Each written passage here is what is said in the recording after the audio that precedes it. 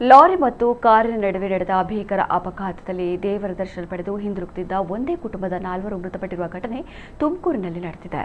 65 ವರ್ಷದ ನರಸಿಂಹಸ್ವಾಮಿ, ಇವರ ಪತ್ನಿ 60 ವರ್ಷದ ಕೆಆರ್ ಗಾಯತ್ರಿ, 60 ವರ್ಷದ ತಂಗಿ ಗಾಯತ್ರಿ, ಇನ್ನು 50 ವರ್ಷದ ಕಾರು ಚಾಲಕ ರಘು ಮೃತ ದುರ್ದೈವಿಗಳು.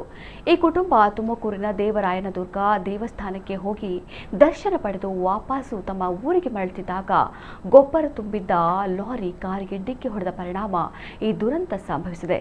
ಇನ್ನು ಈ ಬಗ್ಗೆ ಪೊಲೀಸ್ ಠಾಣೆಯಲ್ಲಿ ಪ್ರಕರಣ ದಾಖಲಾಗಿದೆ.